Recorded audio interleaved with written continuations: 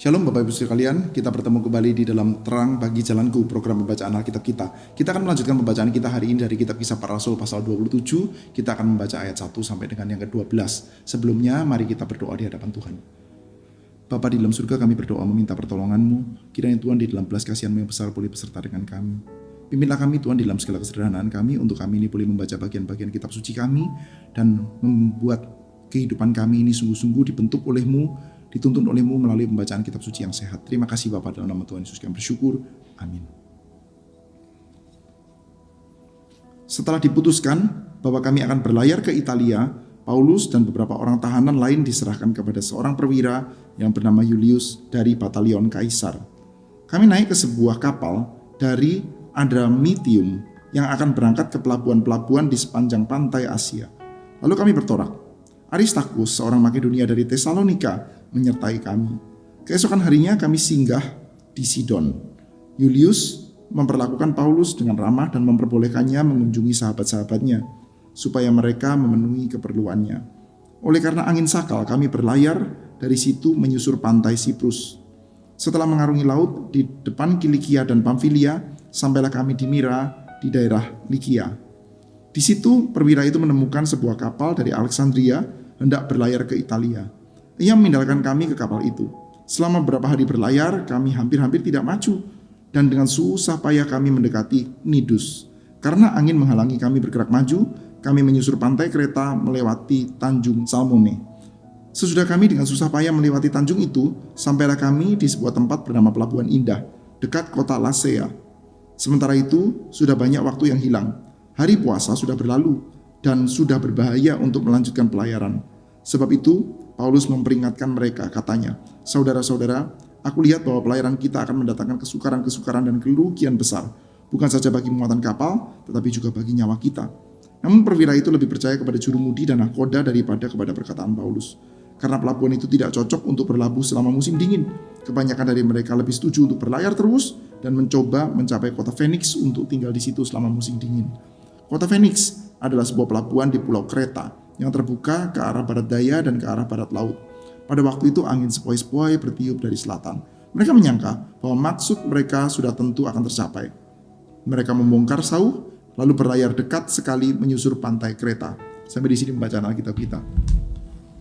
Saudara-saudara kalian, di dalam bagian kita baca ini kita sudah baru saja mendapatkan satu buah keterangan bahwa Raja Agripa menyatakan bahwa Paulus itu tidak bersalah.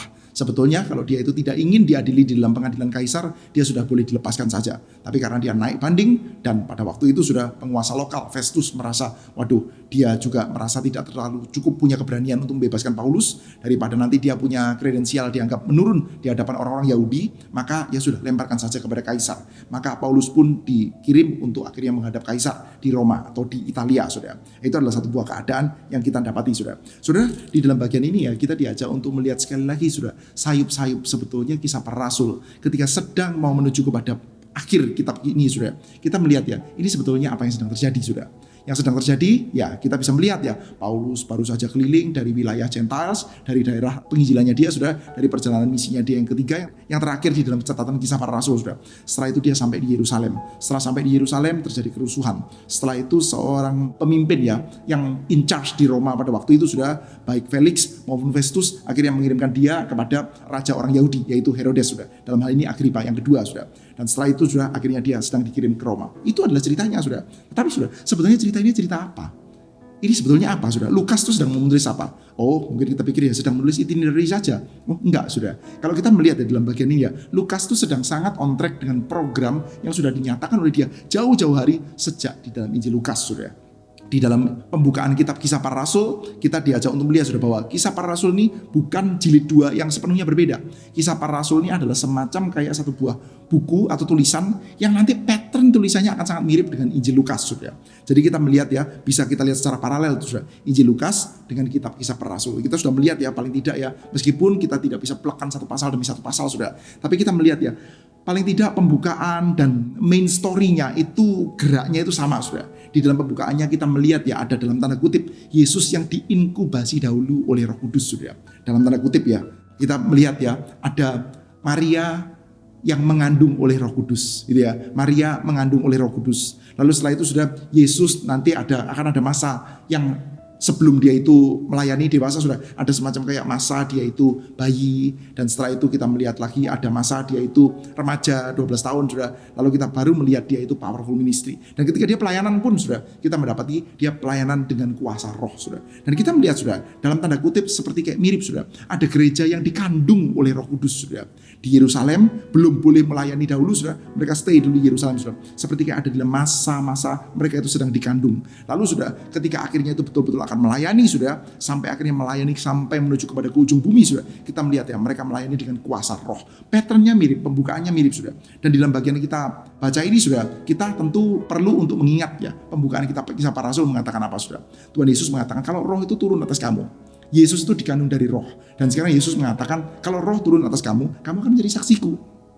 Yerusalem, Yudea, Samaria, sampai ke ujung bumi. Well, tapi kita mungkin masih mendapatkan satu buah gambaran yang agak sedikit puzzling ya. Maksudnya menjadi saksi Yesus itu seperti apa ya? Oh, bersaksi secara verbal, menginjili, tentu saja itu adalah satu hal yang baik, saudara. Nah, tapi kalau kita melihat dalam cerita ini, saudara, kita mendapati ada satu hal yang berbeda, saudara. Yaitu, saudara, Kristus Yesus itu seperti kayak diusung kembali, dihadirkan kembali di dalam kesaksian para murid.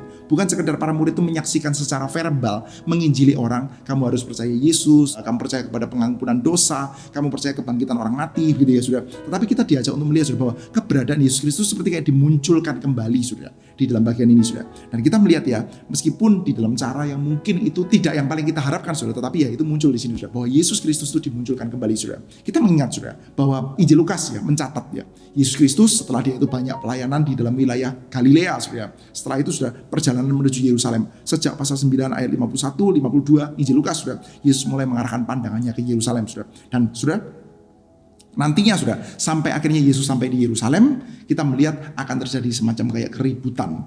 Lalu Yesus akan ditahan, lalu dia akan diadili di hadapan pengadilan Romawi, Pontius Pilatus pada waktu itu sudah. Dan setelah itu sudah dia akan dioperkan kepada raja orang Yahudi sudah, yaitu Herodes. Pada waktu itu Herodes Antipas sudah. Dan sekarang kita mendapati sudah di dalam bagian ini ya, satu hal yang betul-betul mirip sudah dengan polanya Paulus sudah. Atau lebih tepatnya Paulus mengikuti polanya Yesus sudah. Betul mirip sudah. Setelah melewati daerah-daerah Gentile sudah ya, perjalanan misi yang pertama sudah di dalam provinsi Galatia, setelah itu sudah ke Makedonia, Akaya, lalu Athena sudah, lalu dalam perjalanan misi ketiga ada di Asia sudah. Lalu akhirnya Paulus tuh sampai ke Yerusalem. Dia mengumpulkan bantuan, mengumpulkan uang, akhirnya sampai ke Yerusalem. Dan sampai di Yerusalem terjadi keributan. Lalu dia pun diadili di hadapan pengadilan Kaisar ya, di hadapan pengadilan Romawi.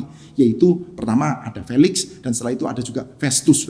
Lalu setelah itu dia dioperkan kepada raja orang Yahudi, yaitu Herodes Agripa yang kedua sudah. Mirip ya polanya sudah, dari daerah-daerah Yesus bukan daerah-daerah Gentile sudah. Ada sedikit ke daerah Gentile, tapi ya dari daerah Galilea selalu sampai di Yerusalem. Paulus juga sudah setelah dari daerah Gentiles sampai ke Yerusalem. Lalu terjadi keributan pada waktu zaman Yesus. Paulus juga sama terjadi keributan. Setelah itu dihadapi di hadapan peradilan Romawi sudah, Pontius Pilatus. Di sini juga sama sudah. Ada Felix, ada juga Festus. Setelah itu dihadapkan kepada Herodes Antipas. Di sini setelah itu dihadapkan kepada Herodes Agripa yang kedua sudah. Polanya mirip sudah. Kita seperti kayak melihat ya bahwa apa yang terjadi dalam Kristus Yesus itu diusung kembali, dimunculkan kembali sudah.